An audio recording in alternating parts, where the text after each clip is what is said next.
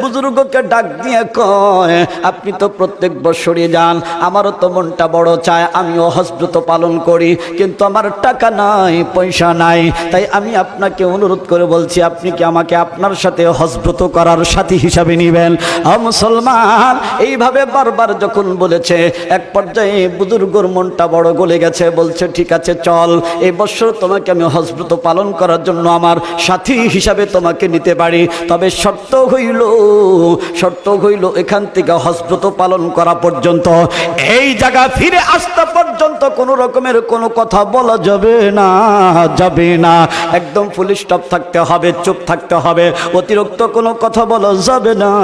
তুমি কি তাতে রাজি আছো? ও মুসলমান, ওই সাগরের ব্যক্তির ডাক দিয়ে কয়, হুজুর আপনি বলেন কি, শুধু একটা শর্ত কেন? শত শত শর্ত দিল আমি মানতে রাজি আছি, কারণ হইল আমার টাকা নাই, পয়সা নাই, কিন্তু আমার মনটা বড় চায় আমি মক্কা মদিনায় মুসাফির জিয়ারত করি, কিন্তু আপনি যখন আমাকে কবুল করেছেন আপনার সাথী হিসাবে নেওয়ার জন্য, একটা শর্ত শুধু নয়, শত শর্ত মানলেও আমি রাজি আছি, তবুও আপনি আপনার সাথে আমাকে সাথী করে নিয়ে যান। মুসলমান ভাইরারে আমার কথাগুলা দিল দা বুঝবেন। ওই বুজুর্গ কিন্তু ওই সাগরেদকে সাথে করে নিয়ে মক্কা মদিনায় মুসাফির হওয়ার জন্য, হজব্রত পালন করার জন্য গিয়েছে।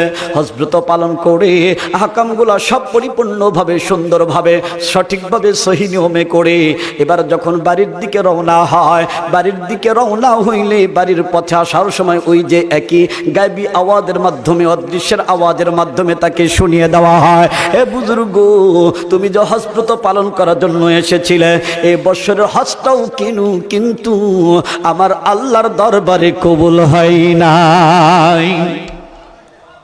তুমি যে বছর হজব্রত পালন করার জন্য এসেছো, এই হজও কিন্তু আল্লাহর দরবারে কবুল হয় নাই।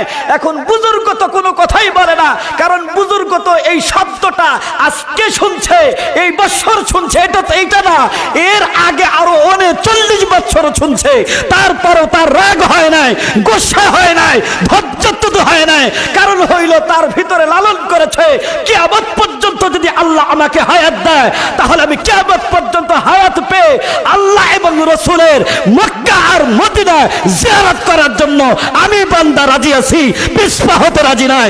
চিল্লা বলেন মারহাবা, মারহাবা।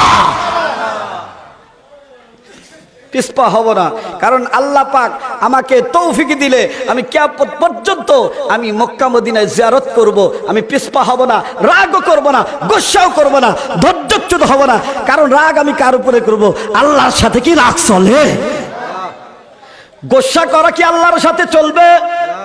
অভিমান করা আমার আল্লাহর সাথে চলবে না। ও মুসলমান, এই জন্য ওই বুজুর্গ কোনো রাগ করে নাই, ধৈর্যচ্যুত হয় নাই, তার ভিতরে লালন করেছে কোনো না কোনো বছর, এভাবে 1 বছর নয়, 2 বছর নয়, 39 বছর যাবৎ সে হজব্রত পালন করেছে, কবুল হয় নাই। তার ভিতরে একটা আশা ছিল, কোনো না কোনো বছর আমার আল্লাহ তাআলা তার হজ কবুল করে নিবে। সে ধৈর্যচ্যুত হয় নাই, আশা ছাড়ে নাই। আমার আল্লাহ পাকের উপরে ওয়ামাইয়া তাওয়াক্কালু আলাল্লাহ ফাহুয়া হাসবুহু, আল্লাহর উপর ভরসা যারা করে তাদের জন্য কারা যথেষ্ট হয়? কে যথেষ্ট হয়? আরো জোরে বলেন। ও মুসলমান, যারা আল্লাহর উপরে ভরসা করবে, আমার আল্লাহর উপরে আস্থা অবিচল রাখবে, ও মুসলমান, তাদের জন্য আমার আল্লাহ তাআলাই যথেষ্ট। চিল্লা বলেন সুবহানাল্লাহ। এখন ওই যে সাগরে সে ডাক দে কয়, হুজুর এতক্ষণ পর্যন্ত কোনো কথা কই নাই, একবারে বাড়ির থেকে আসছি, হজব্রত পালন করছি, কোনো কথা কই নাই, কারণ নিষেধ করছিলেন, কিন্তু এখন আর স্টপ থাকবো না, কারণ এখন বিষয়টা হলো কবুল হওয়া না হওয়ার ব্যাপার। কারণ আপনি প্রত্যেক বছরই হজব্রত পালন করতে পারবেন, এটা আপনার এবিলিটি আছে, টাকা আছে, আমি তো আর প্রত্যেক বছর আসতে পারবো না, আমার তো টাকা নাই, পয়সা নাই, তাই হুজুর আমি যা শুনেছি স্পষ্ট আওয়াজ, এই আওয়াজটা আপনিও কি তাই শুনেছেন? আমি যা শুনেছি, আমার কানে যা স্পষ্টভাবে আওয়াজ এসেছে, এই আওয়াজটা কি আপনিও শুনেছেন?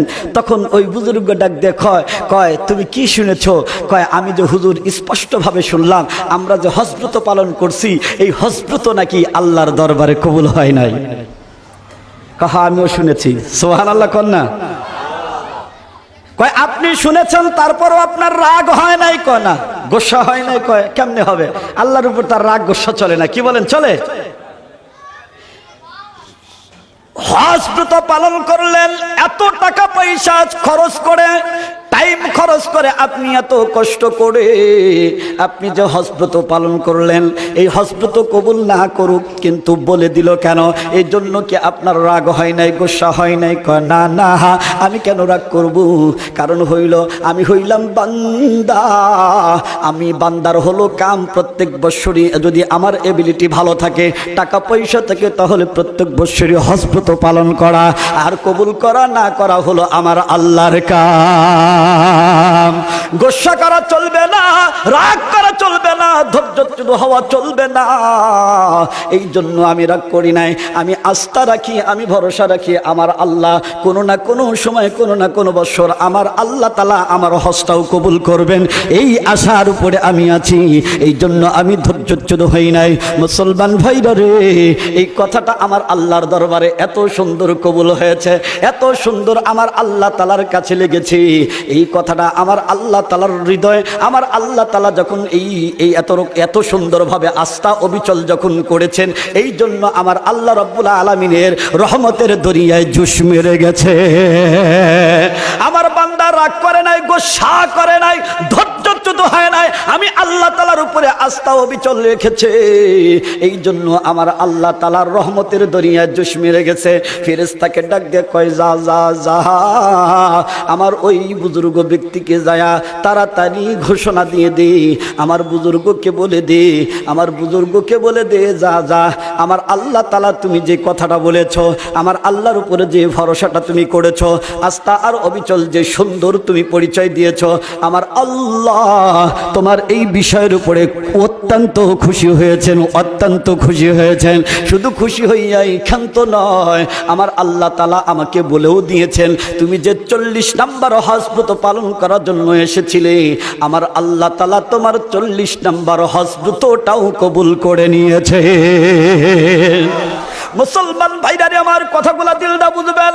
শুধু তাই নয়, 40 নম্বর হজ আমার আল্লাহ তাআলা যখন কবুল করে নিয়েছেন, ও মুসলমান, আমার আল্লাহ ফেরেশতাকে বলে দেয়, যা যা যা, আরো জানিয়ে দে যে 40 নম্বর হজটা কবুল হওয়ার কারণে ইতিপূর্বে আরো 39 বছর যে হজ করেছিল, সবগুলা আমার আল্লাহ তাআলা কবুল করে নিয়েছে। 40 নম্বর হজ কবুল হওয়ার কারণে বদৌলতে আমার আল্লাহ তাআলা আরো 39 বছরের হজ কবুল করে নিলেন। আমি আপনাদেরকে বলতে চাই, যে সকল ভাইরা রাস্তাঘাটে এদিক সেদিকে ঘোরাফেরা করছেন, আপনারা ভাবছেন হয়তোবা আজকের এই মাহফিল কবুল হবে না। যদি কবুল হয়েই যায় তাহলে কিন্তু স্পেশাল অফার। ও মুসলমান, আজকের এই মাহফিল কবুল হইলে অন্তত আশা রাখতে পারি, ইতিপূর্বে যদি আমি আপনি 100টা মাহফিল শুনে থাকি, আজকের মাহফিল কবুল হওয়ার বদৌলতে ইতিপূর্বের 100টা মাহফিল আমার আল্লাহ তাআলা কবুল করে নিবে। এ মুসলমান, আল্লাহ কবুল করতে পারে কি পারে না? আরো জোরে বলেন, আল্লাহর সেই ক্ষমতা আছে না নাই? আল্লাহর ক্ষমতা কি শেষ হয়ে গেছে? আল্লাহ ধরে না। আল্লাহ সুন্দর, এত মায়া করে বানাইছে, এত সুন্দর করে বানাইছে, এই জন্য এত সহজে ধরে না। কিন্তু যখন ধরবো তখন কিন্তু আর ছাড়বেন না। কথা বলেন না কেন? রাগ করতেছেন আপনারা? হ্যাঁ, আল্লাহর গোলামি করতে হবে কি হবে না? নামাজ ইবাদত বন্দেগী করতে হবে কি হবে না? এ জোরে বলেন, করতে হবে কি হবে না? কারা কারা আল্লাহর ইবাদত বন্দেগী করতে রাজি আছি? আল্লাহু আকবার। আল্লাহ কবুল করেন।